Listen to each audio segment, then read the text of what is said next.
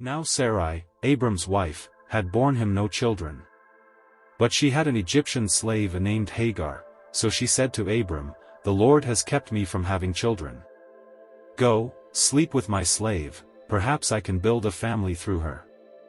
Abram agreed to what Sarai said. So after Abram had been living in Canaan 10 years, Sarai his wife took her Egyptian slave Hagar and gave her to her husband to be his wife. He slept with Hagar, and she conceived. When she knew she was pregnant, she began to despise her mistress. Then Sarai said to Abram, "You are responsible for the wrong I am suffering. I put my slave in your arms, and now that she knows she is pregnant, she despises me. May the Lord judge between you and me." "Your slave is in your hands," Abram said. "Do with her whatever you think best." Then Sarai mistreated Hagar, so she fled from her. The angel of the Lord found Hagar near a spring in the desert. It was the spring that is beside the road to Shur. And he said, "Hagar, slave of Sarai, where have you come from, and where are you going?" "I'm running away from my mistress Sarai," she answered. Then the angel of the Lord told her, "Go back to your mistress and submit to her." The angel added, "I will increase your descendants so much that they will be too numerous to count." The angel of the Lord also said to her, "You are now pregnant and you will give birth to a son. You shall name him Ishmael, for the Lord has heard of your misery. He will be a wild donkey of a man, his hand will be against everyone and everyone's hand against him, and he will live in hostility toward all his brothers." She gave this name to the Lord who spoke to her, "You are the God who sees me," for she said, "I have now seen the one who sees me." That is why the well was called Bir Lahai Roi. It is still there, between Kadesh and Bered. So Hagar bore Abram a son, and Abram gave the name Ishmael to the son she had born. Abram was 86 years old when Hagar bore him Ishmael.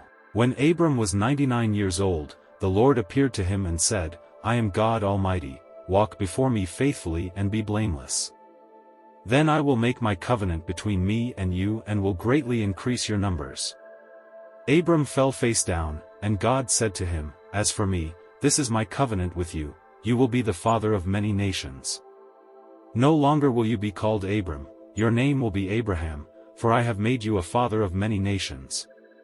I will make you very fruitful, I will make nations of you, and kings will come from you. I will establish my covenant as an everlasting covenant between me and you and your descendants after you for the generations to come, to be your God and the God of your descendants after you.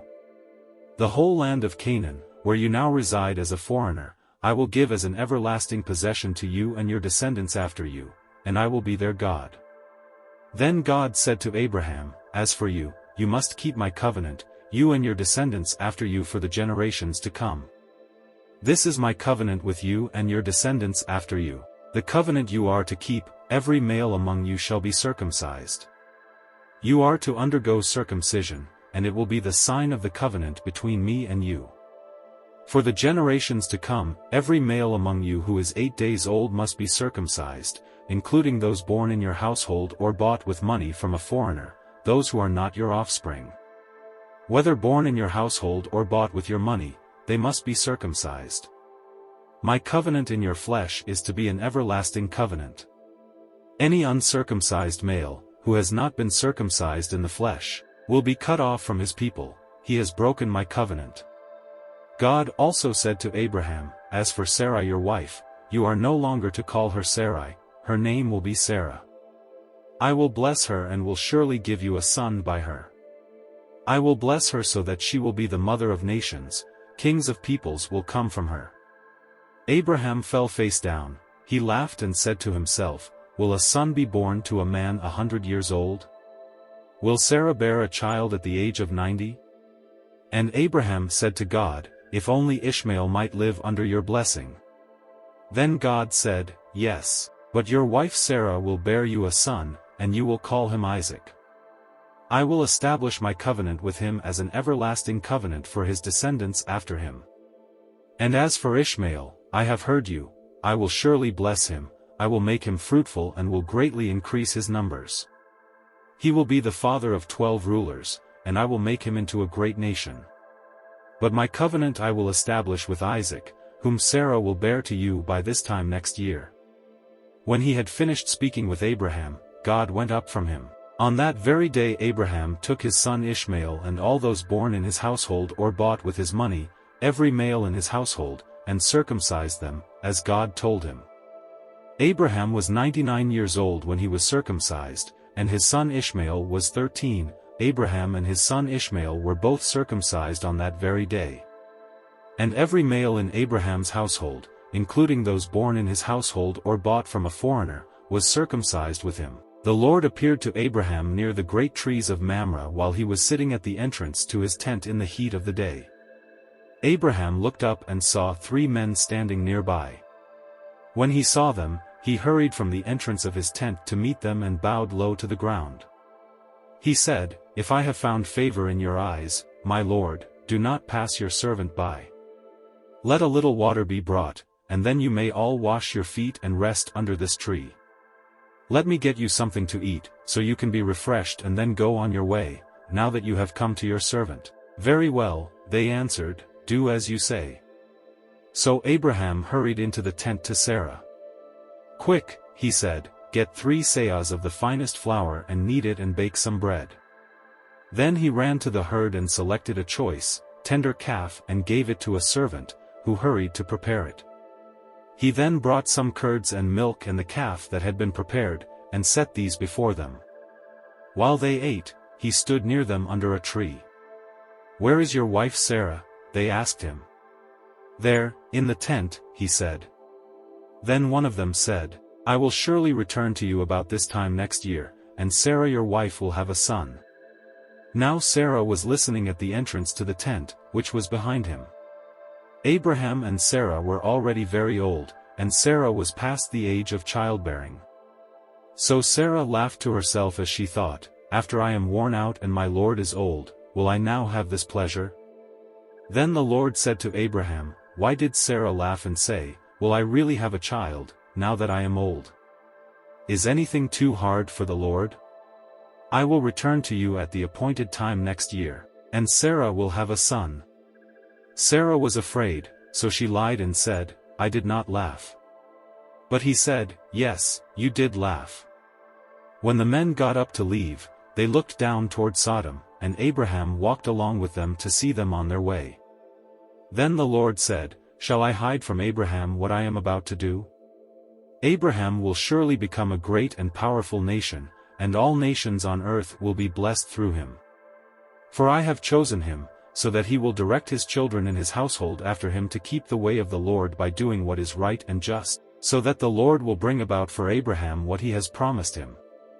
Then the Lord said, "The outcry against Sodom and Gomorrah is so great and their sin so grievous that I will go down and see if what they have done is as bad as the outcry that has reached me. If not, I will know." The men turned away and went toward Sodom, but Abraham remained standing before the Lord. Then Abraham approached him and said, "Will you sweep away the righteous with the wicked? What if there are 50 righteous people in the city? Will you really sweep it away and not spare the place for the sake of the 50 righteous people in it? Far be it from you to do such a thing, to kill the righteous with the wicked, treating the righteous and the wicked alike. Far be it from you. Will not the judge of all the earth do right?" The Lord said, "If I find 50 righteous people in the city of Sodom, I will spare the whole place for their sake." Then Abraham spoke up again, "Now that I have been so bold as to speak to the Lord, though I am nothing but dust and ashes, what if the number of the righteous is 5 less than 50? Will you destroy the whole city for lack of 5 people? If I find 45 there," he said, "I will not destroy it."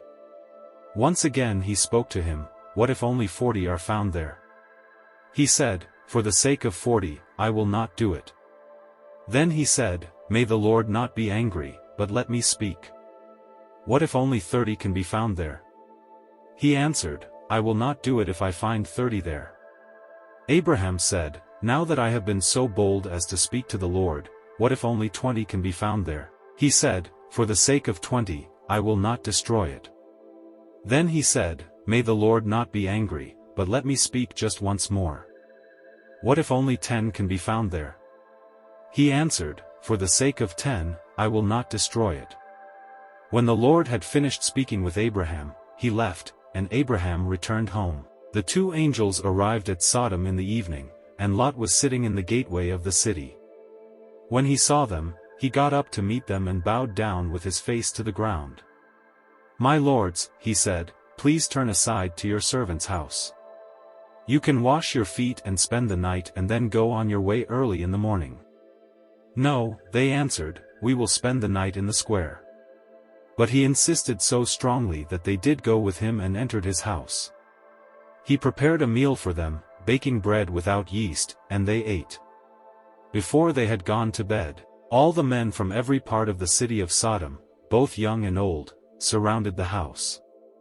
They called to Lot, "Where are the men who came to you tonight? Bring them out to us so that we can have sex with them." Lot went outside to meet them and shut the door behind him and said, "No, my friends. Don't do this wicked thing. Look, I have 2 daughters who have never slept with a man. Let me bring them out to you, and you can do what you like with them. But don't do anything to these men, for they have come under the protection of my roof." "Get out of our way," they replied. "This fellow came here as a foreigner, and now he wants to play the judge. We'll treat you worse than them." They kept bringing pressure on Lot and moved forward to break down the door. But the men inside reached out and pulled Lot back into the house and shut the door. Then they struck the men who were at the door of the house, young and old, with blindness so that they could not find the door. The 2 men said to Lot, "Do you have anyone else here, sons-in-law, sons or daughters, or anyone else in the city who belongs to you? Get them out of here, because we are going to destroy this place. The outcry to the Lord against its people is so great that he has sent us to destroy it." So Lot went out and spoke to his sons-in-law, who were pledged to marry his daughters. He said, "Hurry and get out of this place, because the Lord is about to destroy the city." But his sons-in-law thought he was joking. With the coming of dawn, the angels urged Lot, saying, "Hurry. Take your wife and your 2 daughters who are here, or you will be swept away when the city is punished." When he hesitated, the men grasped his hand and the hands of his wife and of his 2 daughters and led them safely out of the city, for the Lord was merciful to them. As soon as they had brought them out, one of them said, "Flee for your lives. Don't look back, and don't stop anywhere in the plain. Flee to the mountains or you will be swept away." But Lot said to them, "No, my lords, please. Your servant has found favor in your eyes, and you have shown great kindness to me in sparing my life. But I can't flee to the mountains, this disaster will overtake me, and I'll die. Look, here is a town near enough to run to, and it is small. Let me flee to it, it is very small, isn't it? Then my life will be spared." He said to him, "Very well, I will grant this request too, I will not overthrow the town you speak of. But flee there quickly, because I cannot do anything until you reach it." That is why the town was called Zor. By the time Lot reached Zor, the sun had risen over the land. Then the Lord rained down burning sulfur on Sodom and Gomorrah, from the Lord out of the heavens. Thus he overthrew those cities and the entire plain, destroying all those living in the cities, and also the vegetation in the land. But Lot's wife looked back, and she became a pillar of salt. Early the next morning Abraham got up and returned to the place where he had stood before the Lord. He looked down toward Sodom and Gomorrah, toward all the land of the plain, and he saw dense smoke rising from the land, like smoke from a furnace. So when God destroyed the cities of the plain, he remembered Abraham, and he brought Lot out of the catastrophe that overthrew the cities where Lot had lived. Lot and his 2 daughters left Zor and settled in the mountains, for he was afraid to stay in Zor.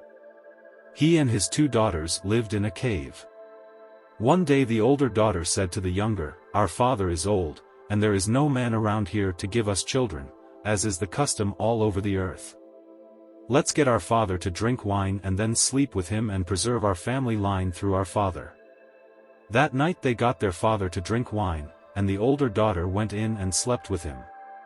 He was not aware of it when she lay down or when she got up. The next day the older daughter said to the younger, "Last night I slept with my father. Let's get him to drink wine again tonight, and you go in and sleep with him so we can preserve our family line through our father." So they got their father to drink wine that night also, and the younger daughter went in and slept with him. Again he was not aware of it when she lay down or when she got up. So both of Lot's daughters became pregnant by their father. The older daughter had a son, and she named him Moab.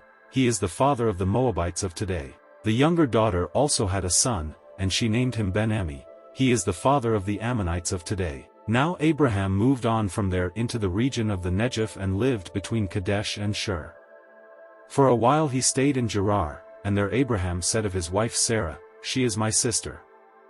Then Abimelech king of Gerar sent for Sarah and took her. But God came to Abimelech in a dream one night and said to him, "You are as good as dead because of the woman you have taken. She is a married woman." Now Abimelech had not gone near her, so he said, "Lord, will you destroy an innocent nation? Did he not say to me, 'She is my sister,' and didn't she also say, 'He is my brother'? I have done this with a clear conscience and clean hands." Then God said to him in the dream, "Yes, I know you did this with a clear conscience, and so I have kept you from sinning against me. That is why I did not let you touch her. Now return the man's wife, for he is a prophet, and he will pray for you and you will live. But if you do not return her, you may be sure that you and all who belong to you will die." Early the next morning Abimelech summoned all his officials, and when he told them all that had happened, they were very much afraid. Then Abimelech called Abraham in and said, "What have you done to us? How have I wronged you that you have brought such great guilt upon me and my kingdom? You have done things to me that should never be done." And Abimelech asked Abraham, "What was your reason for doing this?" Abraham replied, "I said to myself, there is surely no fear of God in this place, and they will kill me because of my wife. Besides, she really is my sister, the daughter of my father though not of my mother, and she became my wife. And when God had me wander from my father's household, I said to her, 'This is how you can show your love to me, everywhere we go, say of me, he is my brother.'" Then Abimelech brought sheep and cattle and male and female slaves and gave them to Abraham, and he returned Sarah his wife to him. And Abimelech said, "My land is before you, live wherever you like." To Sarah he said, "I am giving your brother 1,000 shekels of silver. This is to cover the offense against you before all who are with you, you are completely vindicated." Then Abraham prayed to God, and God healed Abimelech, his wife and his female slaves so they could have children again, for the Lord had kept all the women in Abimelech's household from conceiving because of Abraham's wife Sarah.